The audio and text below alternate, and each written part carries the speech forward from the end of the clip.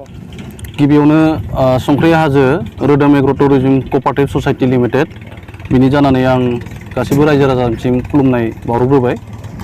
जों बेयाव 2023 आरो 2023 निफ्राय मोनसे टारगेट लानाय जादोंमोन बे लकेसनखौ जे बेयाव जोङो मोनसे एग्र' टुरिज्म गायसननाय जागोन। ओमफ्राय जोङो बेखौ लानानै जोङो थांनाय 13 डिसेम्बरनिफ्राय गोख्रोङै खामानि मावनाय लामानि खामानि मावनाय सोलिगासिनो दङ। बेयाव जोङो गासै जोङो टटेल 100निबो एसे गोजौआव मेम्बार्सफोरखौ लानानै जों मोनसे कमिटि दानाय जादों। बे कमिटिनि मुङानो जाबाय ससाइटि दानाय जादों संख्रि हाजो रोदोम एग्र' टुरिज्म क'अपारेटिभ ससाइटि लिमिटेड। ओमफ्राय बेयाव जोङो मोननैसो ओरैबायदि माने थांखि लानाय जादों। बे थांखिफोरा बे ओनसोलनि थागिबिफोरा मेनलि प्रब्लेमा जाहैबाय लामानि प्रब्लेम। बेयाव लामा गैयामोन। जोङो गासैबो जोङो ससाइटिनि सोद्रोमाफोरा लोगो नांनानै फैसा एसे खांनानै फार्स्ट टाइम जोङो कमिउनिकेसननि थाखाय गेपनि थाखाय जों बेखौ लामाखौ खमसे खम जोङो 4 किल'मिटार बेखौ जोङो सेरेंगेबल होनानै खामानिखौ मावनाय जाबाय। ओमफ्राय जोङो बेयाव बै ससाइटिनि जोहै माखासे थांखिफोर लानाय जादों। जेरै बे ओनसोलाव हाजोआव गोबां माने बिफां दङ, बिफां लाइफांफोर मोजां मोजां बेफोरखौ माने आगोलनिफ्राय दाननानै फोजोबस्रांदों। बेखौबो जोङो बे ससाइटिनि जोहै बेफोरखौ जों बन्द' खालामगोन। सेफटियाव दोनगोन।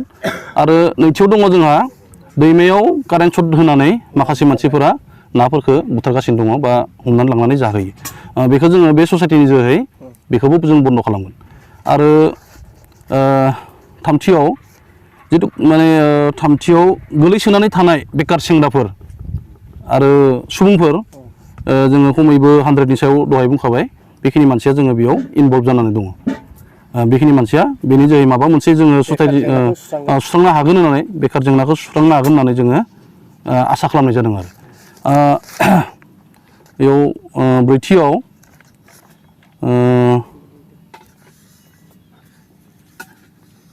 आरो जों बेयावनो मोनसे टारगेट लादों जोङो जे सोरबाफोर बे एग्र' टुरिज्मखौ जुदि नायनो फैयोब्ला बा बेरायनो फैयोब्ला बेयाव फैनानै लावखार ओंखामबो जाजागोन। बिनि थाखाय जोङो खामानिबो गोख्रोङै मावगासिनो दङ।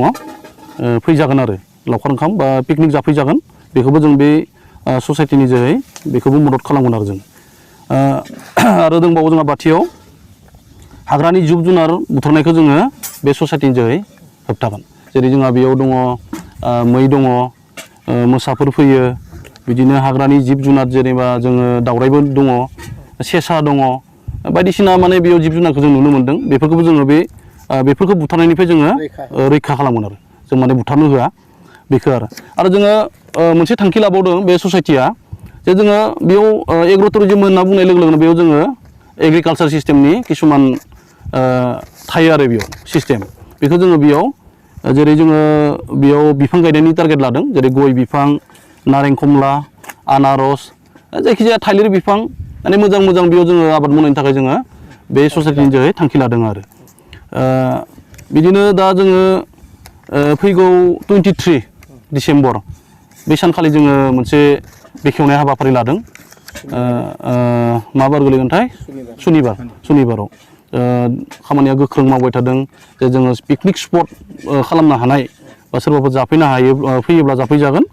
बेनि थाखाय जोङो जायगासिम जों गारि लांनो हानाय मोनसे बेब'स्था खालामदों। आरो बेयाव जोंनिया गासै लोगोफोरानो जोंखौ बे ससाइटियाव गासैबो जों जमा नांनानै बा गासैबो जों लैहोर लैहोर फैनानै जोङो गावबा गावनो माने फैसा होसोमलायनानै जोङो बेखौ साक्सेस खालामनो थाखाय नाजागासिनो दङ। आरो दा जोङो 23आव बेखेवनायाव सोरबाफोर बै खाथि खानलानि बा रायजो राजाफोरा गासैबो फैनानै जोंखौ हेफाजाब होफैगोन होनना जों मिजिंथिबाय।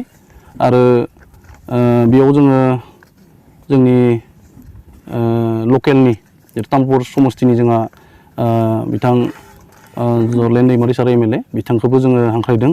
आरो जोङो BTRनि स्पिकार कातिराम सार बिथांखौबो जोङो बे सानखालि लिंहरगोन।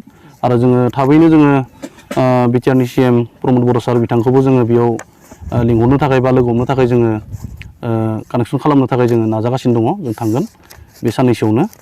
बेखिनिखौनो बुंथ'बाय आरो मा जोंहा हाबाफारि लागोन जोङो बै सानखालि जोङो हाबाफारि होनना बुङोब्ला जोङो मेनलि जोङो बिदि मेजर जेबो गैया जोङो बेखौ बेखेवगोन बेखेवना होनो थाखाय बा रायजो राजानि थाखाय जोंनि बिटिआर गभर्नमेन्ट बा जोंनि थाखानाय जोंहा एमएलए सार बिथांमोना मा आसा होलाङो बेनि थाखाय जोङो बे हाबाफारिखौ लादों आरो बिथांमोना जों लकेसनसिम लाबोगोन लकेसनफोर नायनानै मा बुङो बिनि सायाव जोङो बिथांमोननिफ्राय कमेन्ट लागोन आरो